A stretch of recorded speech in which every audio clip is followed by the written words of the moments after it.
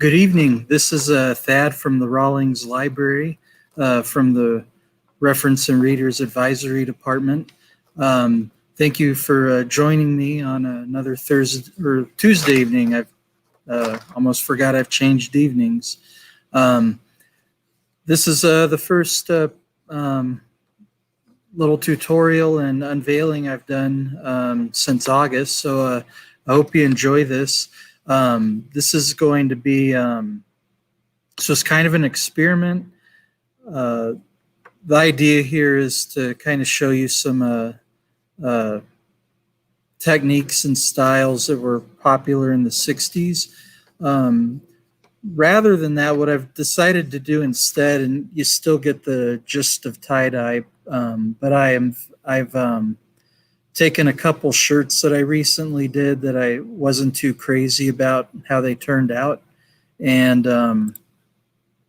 what I decided to do was re-tie those and then re-dye them. So they've actually been double dyed, but hopefully you think this is a neat idea. If you have some tie-dye you've done in the past and you didn't really care for it and you wanted to spice it up or give it a new look. These videos, I'm not going to play the sound. Rather than have the sound, I'm going to just read a little history of tie-dye that you can listen to while I'm playing these videos. The first video is just me simply tying the shirts, and then the second video is the dyeing process. And then when that's all finished, we'll take a look at the finished products, which I have here to my left. Anyways, let me go ahead and switch screens here.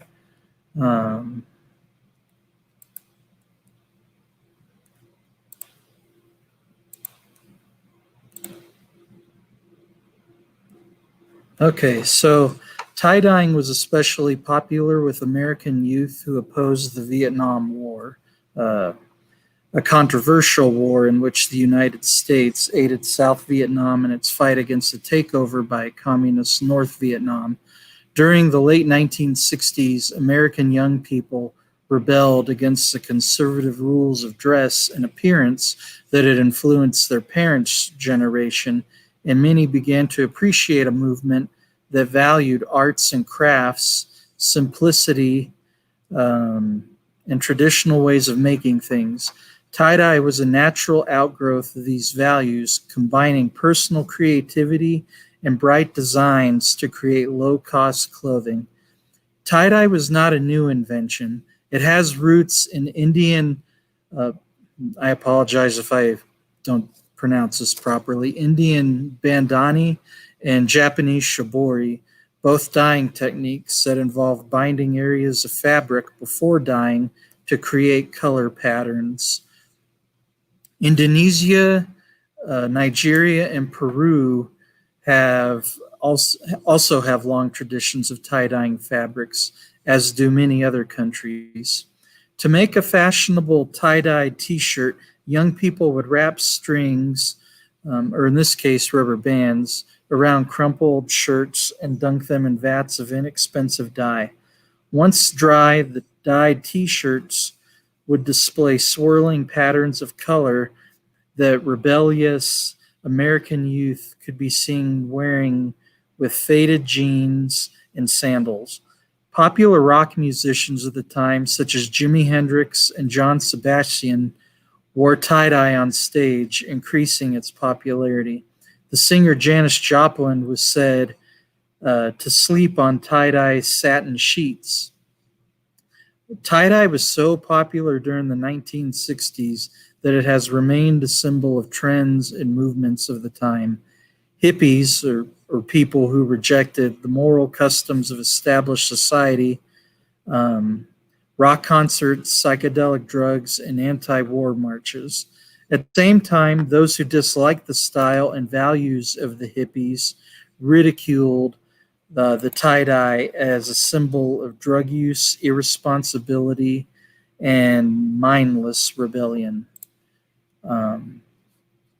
During the 1980s, when many of the fashions of the 1960s and 1970s were rejected, tie-dye lost some of its popularity. Um, One group, however, clung to tie-dye as their symbol throughout the 1980s and 1990s, the Deadheads. Deadheads were loyal fans of the rock group The Grateful Dead. Grateful Dead concerts became festivals of tie-dye, and those who brought and sold tie-dye clothing at the events became known as Deadheads. Um, let's see.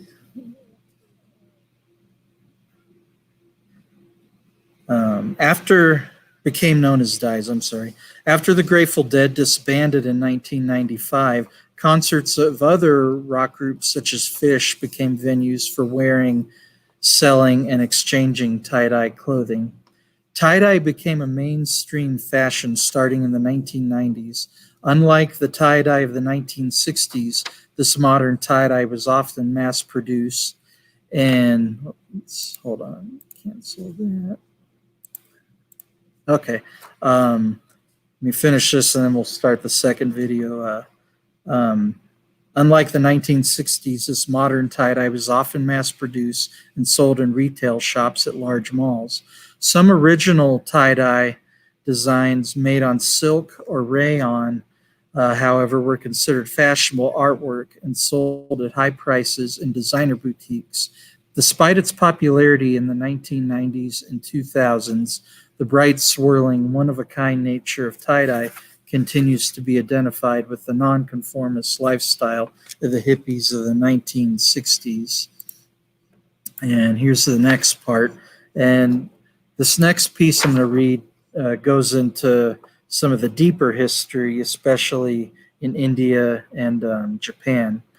Some of the earliest examples of tie-dye come from Peru, but trade certainly helped spread different dyeing techniques and goods around the world. In India, some form of tie-dyeing was done as early as 4000 BCE.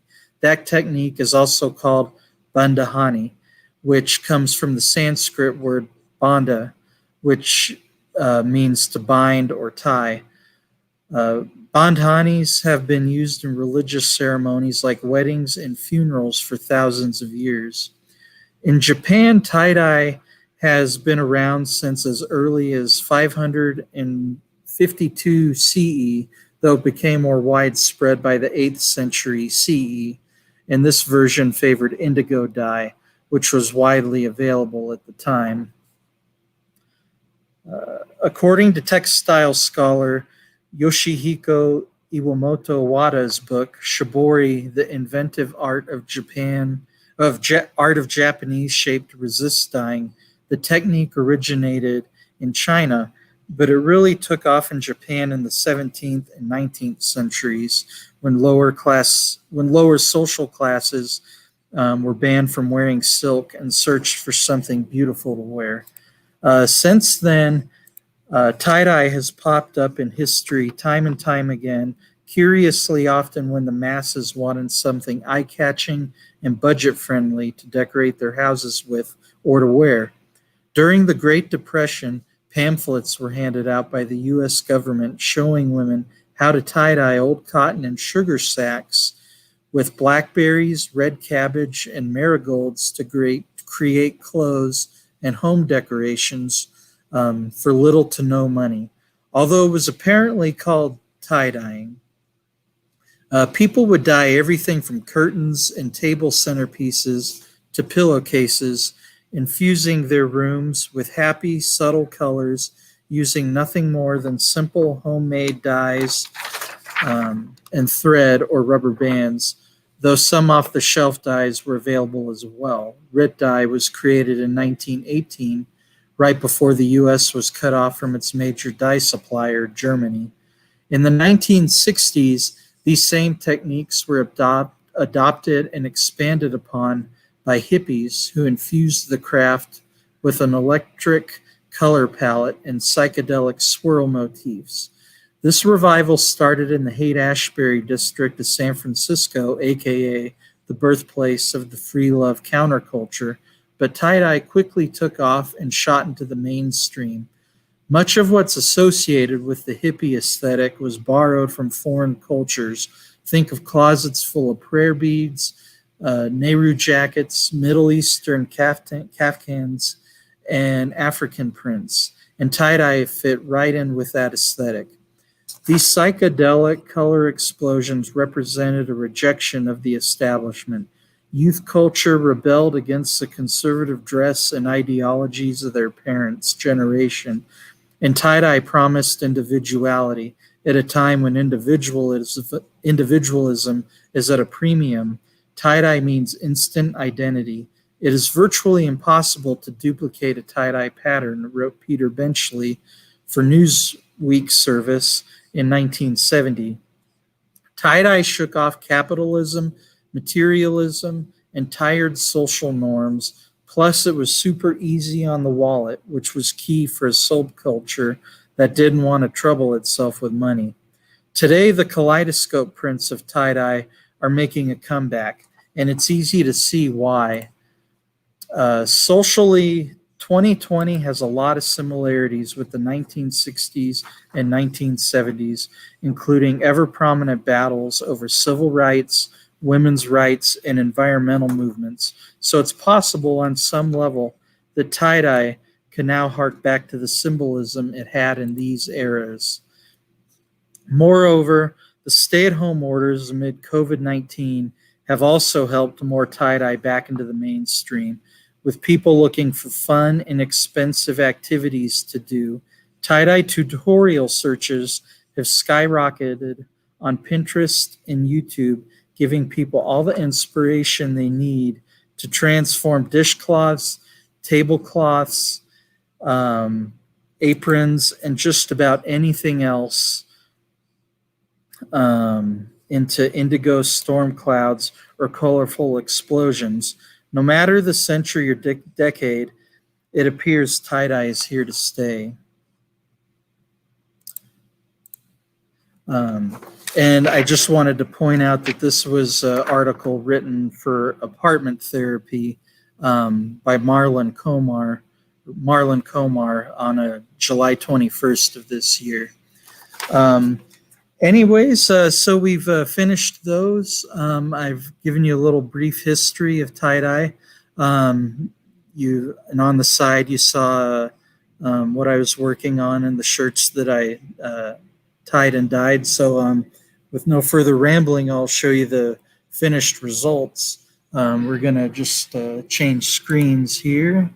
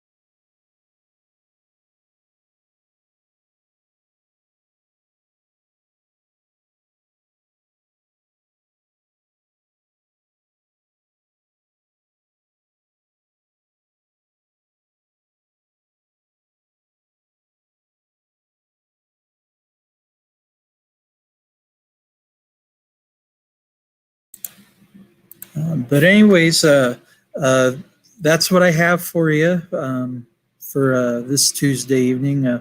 Once again, thanks for joining me on October 20th. Once again at 6:30.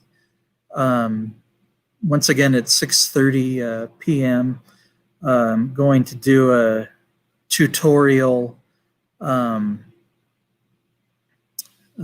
about how to do different Halloween patterns. What I'm thinking about is doing a shirt with a kind of a jack-o'-lantern face and then one with a bat. So if you want to see something spooky for Halloween, tune into that. I'm looking forward to that one. Anyways, thanks again. Take care, everyone.